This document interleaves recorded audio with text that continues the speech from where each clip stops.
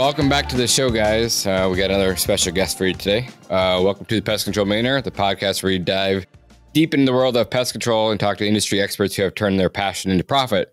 Join us as interview successful entrepreneurs, share valuable insights, and provide you with strategies and inspiration you need to build your very own multi-million-dollar pest control empire. And we have a really special guest, and of course, we have my co-host today, who is Shane. How you doing, Shane? I'm great, man. Yourself? I'm doing well. Again, thanks for being here, and I'm excited for the guest today. Oh, yeah, me too. Me too, man. I'll let you do the introduction and kind of just let him get rolling and tell us her story, and we'll get into some good questions. Yeah, absolutely. So we have Blake Black, not Jake Black, joining us today from Black Widow Pest Control out of Connecticut. I connected with Blake at the NACOA Expo over in Houston a week ago now. And we just ended up sitting at the same table talking. And man, sometimes you just meet people that are like-minded, and you meet people that are trending in the same path that you are, and you just instantly connect. And that's what we did. Became instant friends, man. I'm happy to have him on here, and I'm excited for everybody, all of our listeners, to hear his story, because it's pretty incredible. I'd call it from zero to hero story for sure. And I'll let him kind of tell you more about it. But Blake, why don't you tell us a little bit about yourself? Go way back, all the way from basically the same story you told me in Houston, man, and where you're at today, and kind of fill us in on all the details. And when you do that, Jonas and I will probably jump in and ask some questions along the way to try and dig deeper on some of the situations. Of course. First and foremost, thank you so much for having me on and the great introduction. I don't think I'm anything special. I mean, I'll say that first and foremost. And, everything that I've done is something that anybody else could do. I haven't done anything that was that remarkable in my eyes yet, but I guess that's just kind of the way I am and my thought process and getting started with all this. But I always like to preface with that, so you don't think that I came from something that I didn't. I grew up on a horse farm. I grew up piss poor. We never had anything. I was on a horse farm too. That's funny. You don't meet many people that grow up on farms, but it just creates a different work ethic, and during my younger years, I started to fall into that entitlement trap a little bit because I never had anything, right? So I felt like for some reason that I was supposed to be entitled to things and that I was deserved something, but I very quickly realized that wasn't the case. And as I shifted my mentality and my thought process, everything kind of changed. Around age 15, I was homeless with my mother. We didn't have a choice. We just kind of fell into a situation where we didn't have anywhere to go. We lived out of our car, and then we lived in a house that had caught fire. There was one room that hadn't been touched by the fire, and that's where we stayed, my mother, myself, and my cat, on a mattress. And that's all we had for a little while. I found a way out of that by learning how to sell. So I learned how to sell myself first, which was we only have X, but I'm willing to work for the rest or whatever. And I ended up finding this guy to give us a chance. It took 3 pitches, but he said yes, and we stayed there for 9 years. And it was long enough for us to, for me, I should say, to get my finances right and buy a house at 23. It just started a ripple effect of different things that kind of happened in my life. And it all started with believing in myself because of doing things that I did not yet think I was ready for, which I'll kind of dive more into after. But long and the short of it was I was doing pest control, which was something I didn't even have any intention on doing. I've fallen into a bunch of different industries. I can't even tell you how many different industries. I've done flooring, carpeting, tree work, landscaping, and everything in between. So I ended up I was doing finishing carpentry and rough carpentry that got slow at the time. And I needed something consistent on the books. And one of my friends mentioned pest control, and I was like, I'll give it a shot, whatever. So I went to a company. I was there for 8 months, which was a big name company. I then went to a small company for 7 years. And after that, I just kind of jumped and started my own and went from there. And I didn't have any funding. It was just, I got to call a timeout. I want to go back a little bit, man, because the fact that you and your mom stayed in a burnt down house and in one room that hadn't been touched on a mattress with your cat, man, that's when most people would give up. they would just say, listen, this is where I'm stuck. They'll make excuses to never get out of that situation. So one of the things I want to ask is, what do you think one of the most unique quality is, about you that helped you become successful? And then talking to your younger self now, what's one of those pieces of advice that you would give yourself back then to really kind of say, hey, listen, man, this isn't the end for you. Let's make it happen, because most people would use that as an excuse to give up. I would argue that where most people make excuses, I see opportunity. There's good in every bad situation. You just have to find it and search for it. And to answer your question, the thing that makes me different is my drive. I'm relentless because I've never had an option. And it's created this hunger inside of me that I just attack. I just attack things. And I've always gone after things before I was ready. I learned a concept when I was 21 years old that was say yes and figure it out on the way, right? And what that means is you jump and you learn how to fly while you're in the air. And it's a very bad concept for most people, and it's a very irresponsible concept for most people. But it started with a truck that I couldn't afford, but I felt deserving of for some reason. So I bought the truck, and I ended up in a better financial spot because of it. And I created an opportunity where I needed to make more money, and I found more money. And it's funny how that kind of materializes to other things. So I guess the belief in yourself would be the advice to a younger self is take accountability and just believe in yourself and just go for it. When you learned how to sell, what were you selling? Where did you learn to sell? So my first pitch ever, as I was kind of saying before a little bit, was trying to sell our old landlord, on us living in his home. And that in and of itself is a crazy story. But from there, my next sales proposition, which is funny, Shane and I kind of connected on this too, is at the time when I was homeless, I started playing a sport I didn't like, which was football.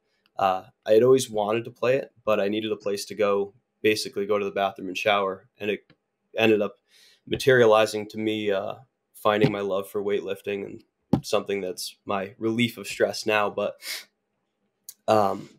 we had this discount card program that was these little, like, you get 10% off here and 20% off there and whatever. It was like all different restaurants in town. And the person who was the runner up that year, I think, sold about 13 cards, and I sold like 130. It's amazing. So my stepson's a senior in high school, and he gets the same ones every year for football or wrestling or whatever. And he wanted us to go pitch him on Facebook. I'm like, absolutely not. I said, you and I are going to go start pounding some doors, and I'm going to show you how to do this. And this is where you're going to sell them. Yeah. So he started like 25 or 30, or maybe it was 50 that he got. But he sold every single one of them on the door within like 4 hours. That's amazing. So similar story. And like I said, the hardest part is just opening up your own door, right? Absolutely. I did the same thing. And it was funny because when I started, they gave me a packet of 20 of them. And I was like, can I have a second one? And he's like, go sell these first, and then I'll give you another one. I'm like, just give me a second packet of them. He's like, it's a lot of money. It's $400, go sell it, and then we'll talk about it. And I was like, whatever. So with the last card that I had at card 20, I was making a proposition to the next people. I'm like, I'll be back tomorrow. I'll be back tomorrow. And I was like, hey man, I need another book.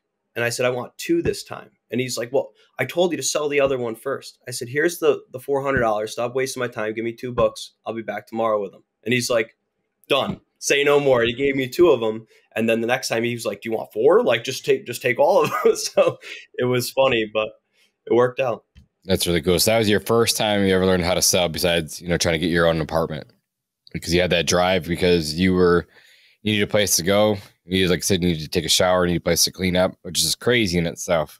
So you've been through a lot. It's already a remarkable story. It's a blessing, man. And then, yeah. So then how do you wind up in the pest control industry? I said, I know you had a bunch of different jobs, and you found one of the big conglomerate companies. How did you end up in that role? It was just one of those things. I was just a tech. It was a general tech. In my eyes, I'm like, I don't want to go kill bugs and, touch dead mice and stuff and whatever. But like, one of my buddies was doing it. He's like, oh, it's fun, and they'll give you a truck and, you make pretty decent money. And I'm like, I need something on the book, so might as well, it was one of those things. Just kind of fell into it. And so you stayed there for 6 months. And then what made you leave there and And then you said you went to the next company for about 7 years, Yep. right? So one of my good friend's fathers was working at another company that was a smaller company. It was family owned, been in business for 35 years. And which my old boss at the time now, had said in a meeting, like, we're looking for new guys, younger guys. Does anybody know anybody in the industry, anybody we can kind of pitch? And so we don't have to go try to hire people. He was kind of trying to headhunt a little bit, which is a good thing. And I actually do that now, kind of. But so one of those things kind of worked out, and I got a call from the owner, and we had a conversation on the phone, and, lasted about an hour. And then I went for an interview that was about another 2 hours, and he loved me, made me a really good offer, and it was great. It worked out really well for a little while. And, then when I stopped seeing opportunity there is when I jumped. When you stopped seeing opportunity, what did that look like? It looked like a stagnant future that I didn't like. Gotcha. So there was no more growth within the company. So where did you start at the company? Where did you end in the 7 years? I want to say I started at like 40K. Maybe I was probably 18. Yeah. Yep. I was a tech. And then I didn't make much more than 55 maybe. But I was by the end of the company, I was doing, or my end time at the company rather, I was doing sales. I was negotiating contracts for them. I was doing, basically everything and anything that I could shy of scheduling and doing routing, because that just wasn't my role. Right. But anything that could be done on the road, I was, going to a home, selling things, fixing other people's jobs, doing service the same day. And it just kind of went from there. In that, when you made the switch over from general technician into the sales, you had obviously already had some sales experience with knocking doors and selling cards for football teams and maybe some other things too. But did you find that same success selling pest control that you did door to door selling cards for football? I found more success in it because a discount card isn't something that somebody needs, right? And I deem a service that's going to help somebody's quality of life, their health, and something that may not be done as well by somebody else is a necessity, right? So if I feel like I'm selling somebody something and it's not something they need, it's hard for me to get them to bite and to buy. Even though I was a young kid and they were like, oh yeah, sure, whatever, fine, it's $20. I'll help the kid out, right? But for something like this, it's such an easy proposition, especially when I see other companies that aren't doing it right. It opens an opportunity where in my mind, I shifted my perspective to I'm doing them a disservice if I don't give them our service versus the other guy. If I let them go with somebody else, I'm doing them a disservice by not helping them. And that is where the perspective happened. It's funny. I hear the same thing come from a lot of the meetings that we have at Turf Badger and Pest Badger. So the wavelengths of the brains are still continuing to mesh together pretty well here. I love that. I love the whys behind the sales. You're coming to an end of your career with this company at 7 years, and you're seeing no growth or no future growth ahead of you. Take us through that process in your brain, how you decide to start your own pest control business or wildlife business versus just go work for somebody else that might have a better opportunity. So it all kind of started as a friend of mine who I went to school with. His parents needed something simple done, and it was like $100 a month. And I was like,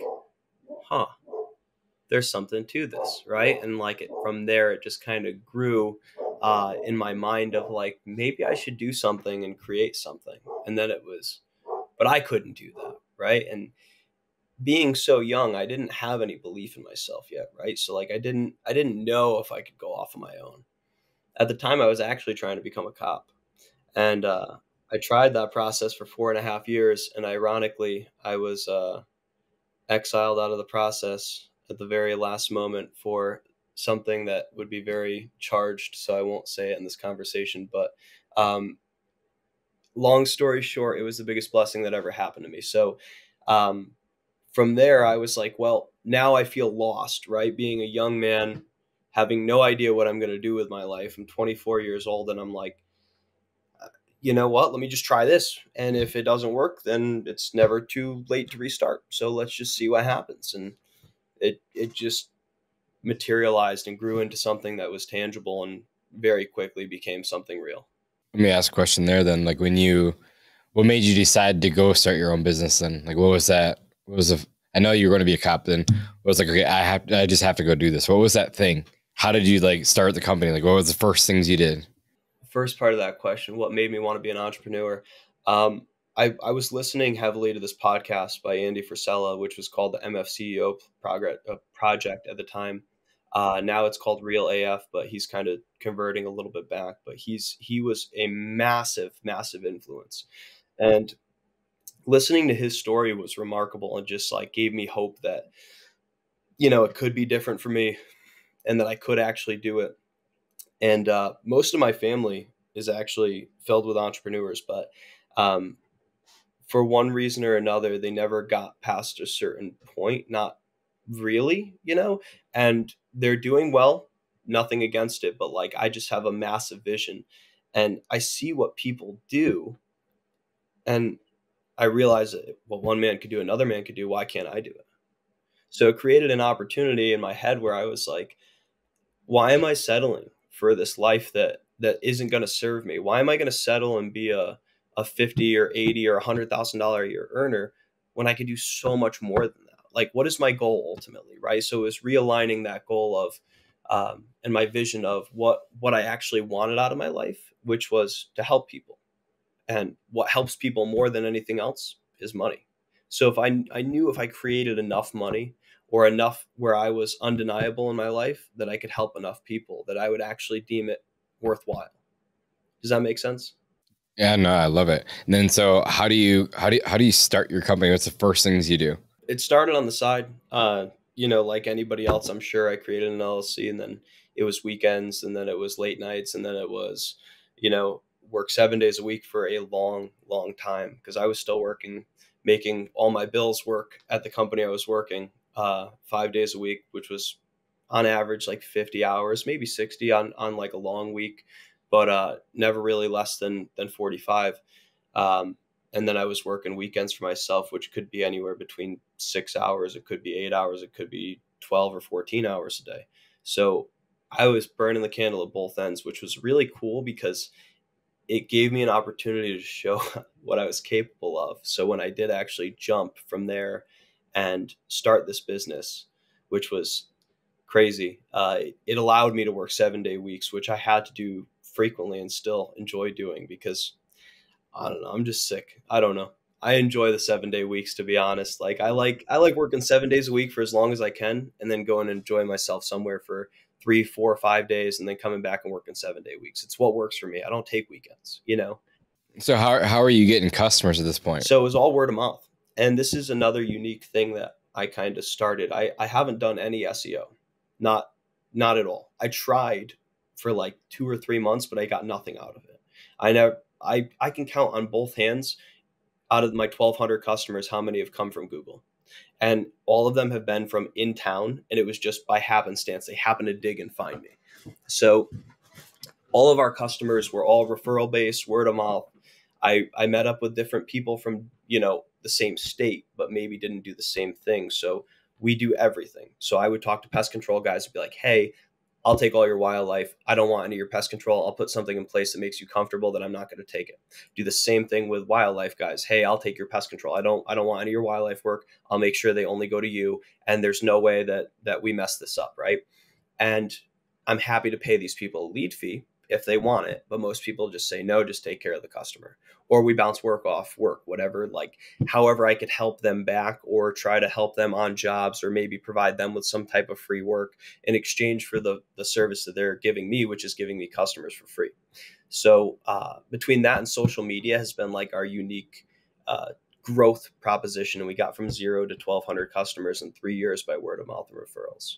That's really awesome. What do you do that's unique on social media? Education. I try to gear mine away from sales and more towards the education. I want people to be interested in what we're doing. I don't want it to be so gross that they're like, what is that? But I want them to look at something and go, I never would have known that. I never would have thought that. So I spend a lot of time making them. Like my post might take me an hour to make, but it's different than anybody else's. There's not a single business that makes a post like ours. Yeah, I'd agree with that, man. I've seen some of your work and took the time to go through and watch a bunch of your videos. So Jonas is kind of got the same thing. He's got a lot of really cool videos and some that have gone incredibly viral. And so I'm terrible at that stuff. Social media is not my thing. So when I hear you guys and see you guys do it so well, it definitely makes me want to try harder. I hate social media, to be honest, but it's where our world's turning, and nobody's going to your website anymore. I mean, I'm sure there's still going to be some, don't get me wrong, but I mean, we have literally a landing page of a website, which is a whole nother story in and of itself, but that we did have a website, but we don't right now. So, the social media in and of itself is grown us so much because it shows people what it is. And it shows people what the business is about. You know, it gives you an opportunity to teach them and show them something they wouldn't see otherwise. And we have a very viral video too. We have like 2.2 million views on TikTok on this one bee's nest removal. It's silly, but it's funny. People love that stuff. Yeah, I agree. Are you more on TikTok, YouTube, Facebook, Insta, all the above? I'm more on Instagram than anything, Instagram and Facebook. But, you know, the TikTok one just went stupid viral and I have no idea why. So listen, man, yeah, that's, I mean, 0 to 1,200 customers in 3 years, I would say is pretty incredible growth. What did that look like for your business? How do you handle that as a business owner? What does it look like employees wise? And what were some of the maybe hurdles you had to overcome in order to get those 1,200 customers serviced? Something I quickly realized was I was hiring for the wrong role.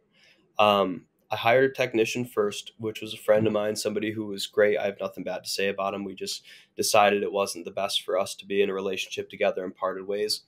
I should have hired an admin first. So something that I wasn't as good at was the background stuff. Right. So I know what to do when it comes to a customer. I know how to sell them. I know how to service them. I know how to keep them happy, how to make them happy, etc. Like, I'm great at that. What I'm not great at is all the late night book stuff. So instead of paying somebody for 40 hours a week, it probably taken me 80 hours a week. Basically, we went from that back to no employees, from 1 to no employees. But at that point, I had maybe 400 or 500 customers in the busiest season of the year with a broken hand. And it was a whole long story, but long story short, I made it through. I had to do a lot of 7-day weeks and ultimately found the wrong people, which led me to finding the right people. So I've gone through, I don't know, maybe 5 or 6 people by this point until we finally found the good, like, core group of people, which now is, to answer your question, I have 2 admins, even though I really only need 1, and I'll explain why in a moment. And I have 2 guys on the road full time. One is more geared towards exclusion and sales. The other one is more geared towards pests, but also has the ability, they're both cross-trained to do everything. I have another guy that'll be coming on in the coming weeks. I think he's putting in his 2 weeks this week, so it should be in about 2 weeks he'll be coming on. And then I'm hoping to get 2 more before the spring, because right now we're at a very big growth point and we're starting to get busy again in a very slow month. So it just indicates to me that it's going to keep going. Now, the reason I hired a second admin before I needed one is because I don't want to put myself in a position where I have to go back into that role. Even though I don't necessarily mind doing it, I'm not as good at it. So if I have to jump in any seat, I'd rather it be in the sales seat, or I'd rather it be into an exclusion seat, or a wildlife or pest control. I'd rather go back in a truck. And it's not that I'm against doing the admin work, because I could do all of it, right? As an owner, you have to be able to do it all. But I know my strengths and my weaknesses. And if I could spend $1,000 a week or whatever it is for somebody else to do that role that I'm not good at, or that might do it more effectively than me, and I can make 10x that in that time, I'm going to do that. Absolutely, man. That's a pretty powerful statement that I agree with wholeheartedly. And I'm sure many business owners, the 3 of us for sure, get stuck in that, well, can I afford to hire somebody yet? And then you figure out, man, I should have done this a long time ago. I can't afford not to do this. Bingo. I was just going to say that. So what does your day-to-day look like now? Like, what do you solely focus on? Well, right now we're at a point where we're trying to get all our systems in place, right? So something I recognized about the business that was very heavily lacking was our systems. That's something that should have been done a long time ago. The price list, what we do and why, the training material, the employee handbook, everything that makes you an established business. Those are all the things that were very lax when I started, because I never understood it. I never worked for a company that had that. So I didn't know how to be that, right? So as of right now, what we're doing more of than anything else is trying to establish like that base, because a broken foundation, if you attempt to build on it, will crumble, and you will have to rip your building back down and start with that foundation again. But if you start with a strong foundation, you could build the Empire State Building, right? And the point is, you can go as high as you want with the right team and the right core and the right base. But if your systems are trash, your business is going to be trash. And that might not be true for everybody. But from what I saw and how badly we were doing just day-to-day stuff of like, oh, we'll just figure that out later, instead of just having a system in place of like, no, we service this way, this is why. Why would you figure it out later? Well, what happens when you forget about that? And now your guy doesn't follow up on it. You don't follow up on it.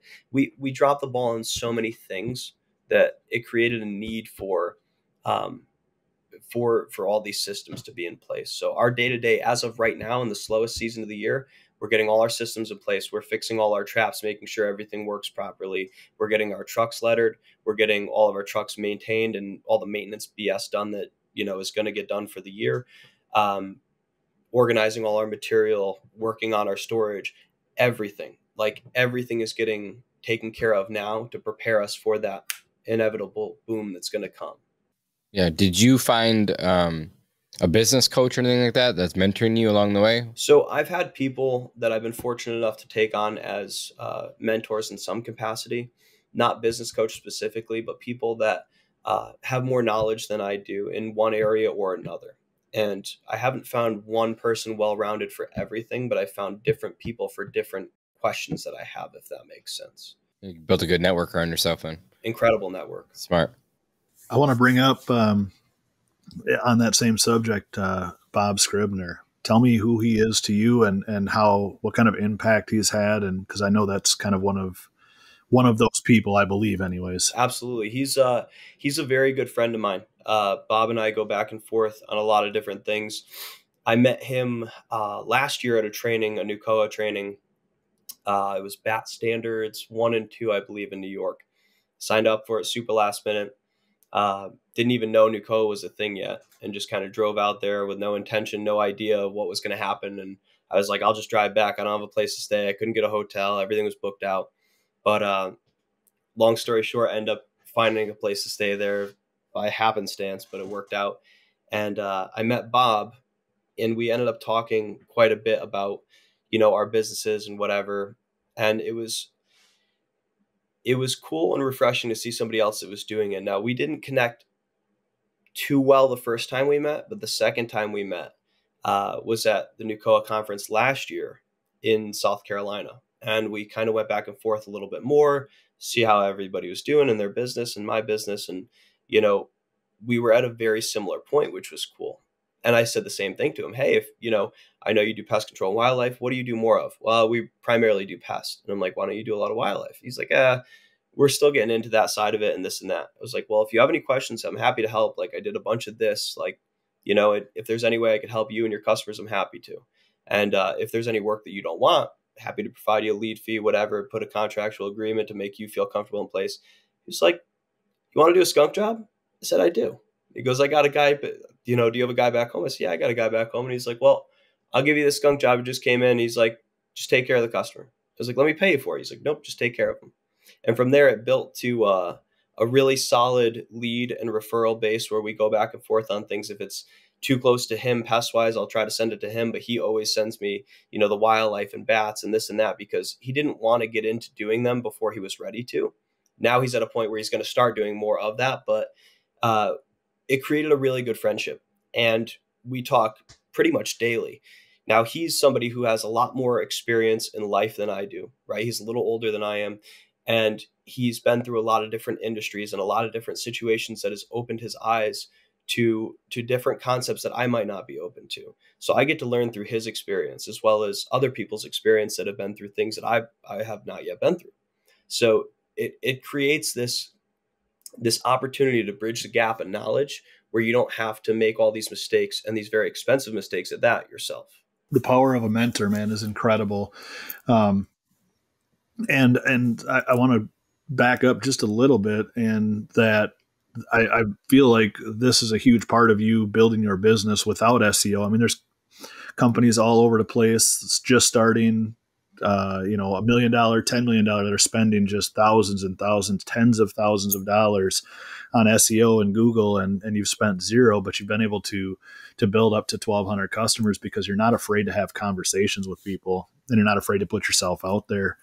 And I think that's just like you said with this Bob guy, is that you put yourself out there with him, you talk to him, you figured out what he didn't want to do in his business, and added it to yours. So I think that's a really powerful thing that a lot of our listeners could go out and do today to make a difference in their company if they're not already doing it. Is just, if you're in wildlife exclusively, call your local pest control companies, see who doesn't do it, because they're getting leads for wildlife and they're sending them somewhere, and vice versa. So absolutely, I think that's incredible. Yeah, I mean, ACOs too, another really great relationship to have. I've had ACOs reach out to us off of our Facebook and off of our Instagram, like off the content we posted, and they liked that we were trying to be nice to animals as opposed to just killing everything, right? That we're trying to do one-way doors or whatever.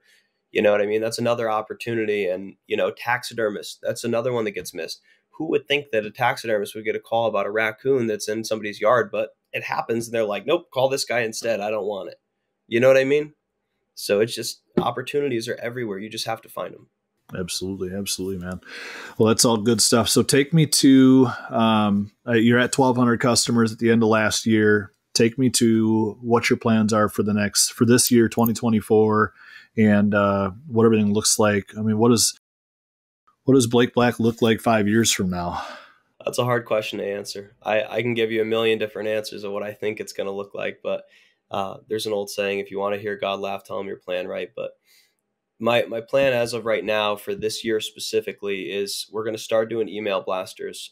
My girlfriend's very good friends with somebody who's done very well with marketing and email marketing at that. So something I want to do is have more like physical material that I can give somebody, tangible things like trifold things that explain, pest services if we're there doing wildlife, or tick and mosquito services, or termites, or whatever the case, right?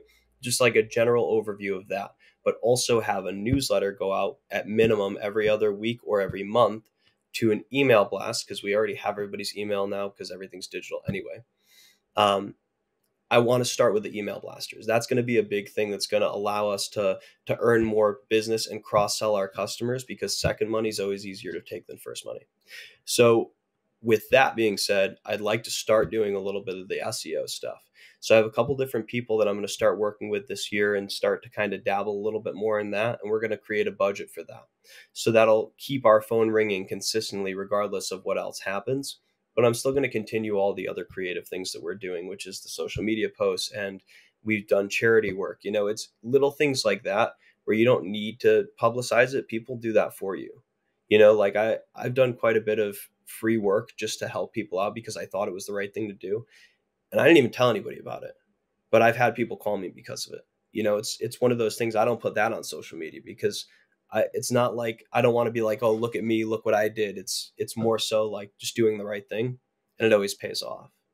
But that's what this year is supposed to look like. We'll see what happens. I don't know. So tell me about the name of the company, and I heard something about maybe rebranding. We'll see what happens. That's still hush hush for now, but this is where I can offer somebody some very good advice, which is make sure you go to a good lawyer when you do your LLC. The way I came up with my name was my last name was Black, and I wanted something that didn't sound racially charged, that had my name in it, right? Because we're in the midst of all this time, everything's changed, and you can't use that word anymore, even though it's literally my name, So like I wanted something that wasn't going to be offensive or abrasive to people, but something that was going to come off nice.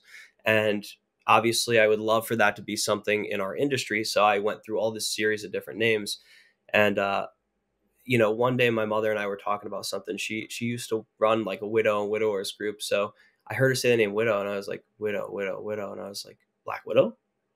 I wonder if that could work.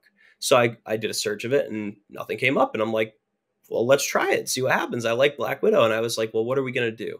And I was like, well, I don't want to just be pest control, pest management, pest this, pest that. And I'm like, what about specialist? We want to specialize because I think that we're going to make more money if we specialize. So that was literally my entire thought process of it. And that's what Black Widow Pest Specialist was born.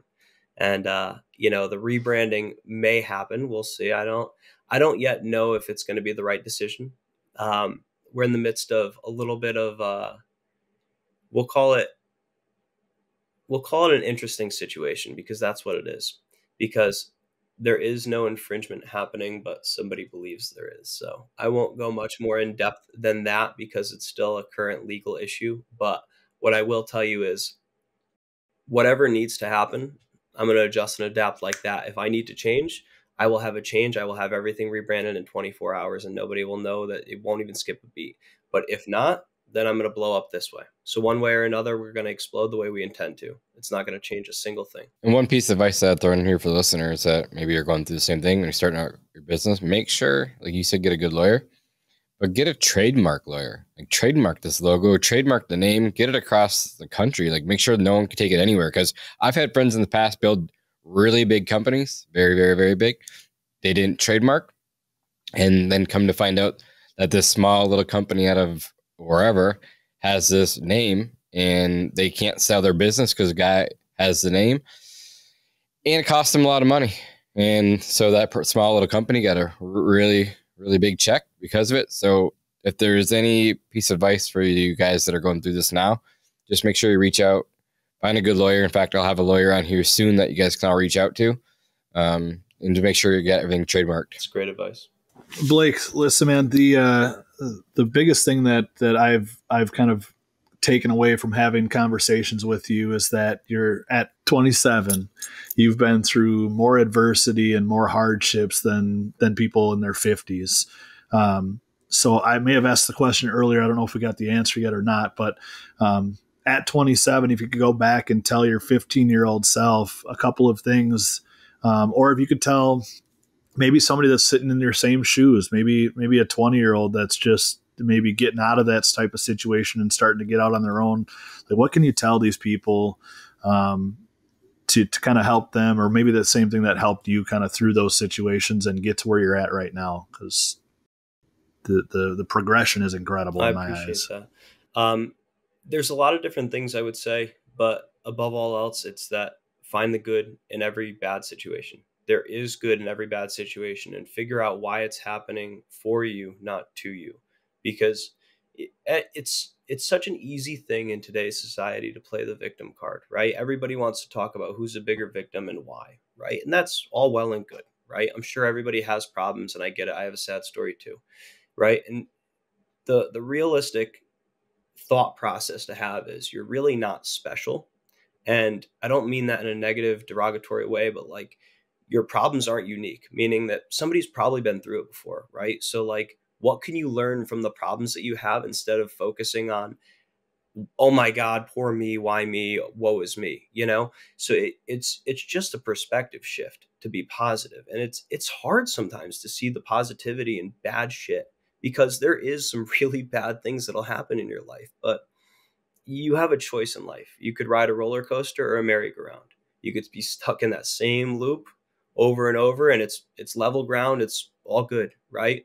Or you can go on the roller coaster that's these high highs and low lows, and the low lows contrast and make those high highs worth it. And if you don't go through those lows, you don't get to those highs. So if you want what everybody else has, that's fine. There's plenty of space for that in this world. But if you want something special, there's no reason you can't have that. You just have to want it. I like that. Love that. Yeah, it's a pretty incredible story. But I have one more question, then I'll say something. How did you find Andy Forella? He was referred to me by a friend, and it was one of my best friends, Mike, who helped me to shift my perspective. Yeah, and you know, I talk to a lot of people. I meet a lot of entrepreneurs like daily, and I can tell you just by how articulate you are, the things you say, you're a sharp kid. And you're going to do big things. And the first thing that you said in the podcast was, you're not special. Dude, you're special. I promise you. You're very unique. So take that for what it's worth. I see the fire inside your eyes. I can just tell, like, just your mannerisms, everything that you do and say, man, it's spot on. It's a super incredible story, and I appreciate you sharing it with us. But yeah, don't tell yourself you're not special, because you truly are something very special, and I can just tell you're going to do big things. I appreciate that, man. I do appreciate that. But your problems aren't special. That's, I guess, what I should say. But I don't feel special, but I'll take that. I appreciate that. Yeah, for sure. Yeah. So do you like to do a lot of reading, or are you more of just podcast or audio guy? I make an active attempt to read. I always hated it, but I have a bunch of books that I've gone through that I could recommend that are phenomenal in helping to shift your perspective. Cool. Give me two of them. The top two I'd recommend to anybody is The Magic of Thinking Big. Love that book. I just finished that like 2 months ago. Phenomenal. Yeah. And I guess the other big one that I'd recommend would be Relentless by Tim Grover. That's my other favorite. Yeah, really good one. I'd love to add a third one if you'll allow me to, which is Your Next 5 Moves by Patrick Bet-David. Let's go. Have you read his new one, Choose Your Enemies Wisely? I'm like 3/4 of the way through it. So we're a lot alike. I follow Andrew Forella. I think I fall asleep just about every single night listening to his podcast. Same thing with Patrick Bet-David. I don't know if I have missed a podcast. Even his old ones I went back and re-listened to. And then I'm usually at every single one of his events. So I'm going to SLS here in a month and a half. And then I'll be at his house in the end of August. So really super excited about that too. Yeah. So that's just things like I do. I have mentors too, even though like I have mentors that are close that I talk to on a weekly basis or monthly basis. And I have mentors like that I don't even know who I am for the most part. So they've helped me along the way too. And you can just tell like the mindset shift that you had, taken account, you're accountable for all your actions, everything good, you shouldn't too positive. And again, that's just what it takes. You have to have a really good mindset to keep rolling, because like shit happens to you every single day. It never ends. And as you get bigger, the problems get bigger. They're just a little bit more easy to solve. Yeah. So I know you talked about it personally. What does the business look like in the next 5 years? As far as finances, or as far as? No, it's just like what do you, like, let's just say next 5 years, what revenue benchmark do you want to try to get to? What does it look like? Like, what are your service offerings? Like, what do you want this thing to look like in the next 5 years? So I want to take over my state. Ideally, I want to be a $20 million company in the next 5 years. And I don't think that's far-fetched if I do it right. But honestly, when I say that, most people kind of raise their eyes, whatever. Like, I should probably set a bigger goal than that. I should probably say 100 million, and I'll tell you why. Even though I probably have no intentions of ever hitting 100 million. It could happen. Sure. Will it happen in 5 years? Probably very unrealistic. But if you set these massive unrealistic goals, right? Like even this year, for instance, I'm setting my goal at 2.5 million. That is so unbelievably unrealistic from what we did last year. We didn't even break 1 million last year, right? I'd be ecstatic to break 1 million this year, but I'm setting my goal at 2.5 because I want to figure out what a $2.5 million business this year looks like and build that business this year. And then from there, take those action steps and move those numbers up. Because if I fail, I will still hit a bigger number than I would have if my goal was 1 million. If your goal is 1 million, you might not hit that 1 million. You know what I mean? Ideally, in the next 5 years, if I got over 20 million, I'd be ecstatic, but I'm going to aim for 100. Because if somebody says they think that's realistic, then I didn't do a good enough job setting that goal, which is why I just changed that number from 20 to 100, because you just told me it was realistic. There was one topic that I wanted to touch base on. It's completely off base, but you just went through this project and just finished it, and you've been through it, I think 4 times, failed at once. Was the 75 hard, I think you called it. That you want me to talk about it? Tell me about what it is. Tell me about why you do it. And then tell me how it helps you. I can jump in on this one too. Please. Yeah, I'd love to hear it. I love this program. It's changed my life, dude. I've done it for the last 5 years, every year. There's a whole Live Hard program, which, I could go in depth on, but I don't want to overwhelm the listeners. So we'll start with the 75 hard. It's 2 workouts a day. One has to be outside. They have to be 45 minutes apiece, 10 pages of a book, something to move your life forward, self-help development, something along those lines, a gallon of water, a progress picture, You have to stick to some form of a strict diet and no alcohol. And that's usually where you lose most people, because they're not willing to sacrifice their booze for 75 days, which is fine. If you fail any of those things, you have to go back to day one, or you straight up fail. So last year I failed on day 62 over a progress picture. I forgot, I fell asleep, stupid, right? But every other year I've passed it. And if that was my first year through, I would have restarted. But, I got everything I needed to that year out of it. So every year I do this to keep myself sharp. I do it usually starting December 1st or in that month, that time frame, because it's the hardest time. It's the coldest here in Connecticut, and it's a mental discipline program that is designed to make you tougher and more resilient. So it does absolutely work. I could tell you 1000% for a fact it works. I'd highly recommend it to anybody. It's not a physical program. It is a scalable program.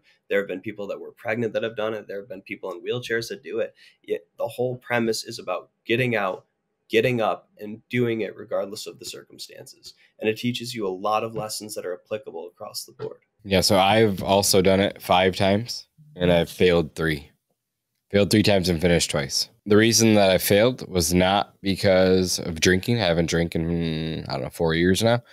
The reason that I failed was that second workout in a blistering negative 38. I was like, that's not happening. I just started at the wrong time. So again, it's hard. I say that. It's not hard really, but relatively it was hard because of the time of year that I picked. If I was smarter, I'd be like, I will start this thing in the spring and work through spring. But as you guys know, in our industry, spring is wild. So again, it's an excuse. Call myself a little B word, but I didn't finish, but I've also finished it twice. And then I did the second session and completed that both times too. So that's amazing. Guess what? I'll be starting soon. Oh, yeah. But again, I'm on the same page. It is something that will change your life forever. And I'll touch base on that real quick. So I think it was 2019, or 2020. I can't remember. I was out in Utah at a conference, and they were talking about, this is the first time I ever heard 75 hard. I'd never heard of it before. But the group that I was in was all starting it like the following week. I was at a conference, like I said, and we were all playing Top Golf, and I had a drink in my hand of alcohol, and I started hitting the balls, just having fun. Came back to grab a second drink, and what I realized quickly is that all those drinks that were there before, they were still there.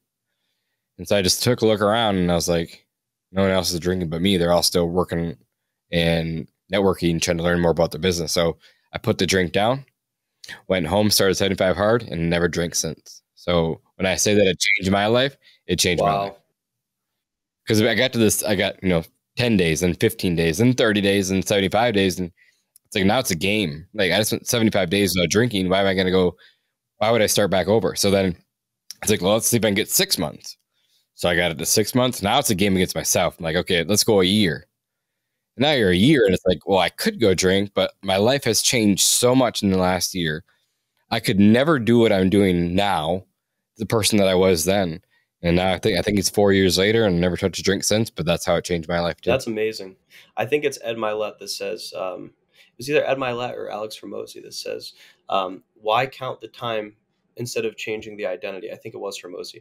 He talks about changing your identity and how it shifts your perspective. Instead of being like, I haven't drank in this much time, it's I'm somebody who doesn't drink. And it seems like that's what you've done, which is incredible. And it's so cool that the program has done that for you, because even in this situation, right, Shane and I met over a night of, quote unquote drinking, but I was the only one sitting there that wasn't drinking. And Shane had maybe a beer, or maybe 2, I don't know. But regardless, he wasn't really drinking either. And we started talking more, and we were the two that were like, clicking. And same with Bob. I think Bob had 1 glass of wine or something. But the point is, like, if I were to be the old version of Blake, which could have been the person who was banging down drinks or whatever, which not, there's anything wrong with that. Everybody's got their thing, and that's fine.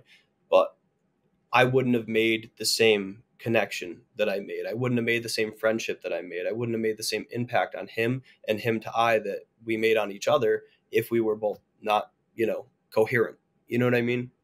So I align with that story. I wouldn't even approached you had you been that guy. That's just not my speed. Right. So, and vice versa. Had I been that guy, you wouldn't have come to talk to me. There's just no reason. There's no value that this guy can add to my life right now. I'll end the podcast with this because, again, we're already over an hour, which goes by so fast. What are you most proud of? That's a really hard question to answer because it's hard for me to be proud of anything. No matter what I do, I always feel like I could have done more, could have done better. If I were to answer that question, honestly, it's my ability to provide jobs for other people, to help other people, to finally have the ability to do some of what I love and what I want to do. But I'm not proud of it yet. I will be, but maybe we'll talk about that in 5 years from now. I don't know. I can tell you the next 5 levels too. It's kind of the same. Like you just, you get to where you think you want to be, and then you get there and it's not what you thought it was going to feel like. 100%. Cool, man. Well, thanks for taking your time with us today. It was pretty awesome. I love your story. I can't wait to have you back on in the future and see where you're at. I appreciate that, guys. I appreciate you guys having me on and taking the time with me too. So it means just as much to me as it does to you. Yeah. Any last piece of advice that you would want to give the listeners that maybe are just starting out? Yes. Be relentless. If you're not, you'll get beat by one of us. And the point is, it's player versus player out here. And it's a very, very hard world. There's no competition if you're the best. But if you're not willing to outwork anybody else, you'll get beat. And that's okay. But you have to want to work harder and want it more. Cool. Well, thanks for listening to another episode of Pest Control Millionaire. We don't charge any money for the show, but obviously the podcast isn't free. You can pay for the podcast by sharing it with your friends, share it with your family or your coworkers. Please like and subscribe. Give us a 5-star review on the podcast app. Any app you can use, your favorite one that you like listening to. I usually use things on Spotify or Apple Podcasts, but like and subscribe if you would, and these things make a huge difference for us. And if you have any specific questions, you can get them answered about your business or life by me or my guests. Send it to an email at info@pestcontrolmillionaire.com. And you can get in touch about personal business coaching and pestcontrolmillionaire.com. And thanks again for listening, guys. I appreciate your time.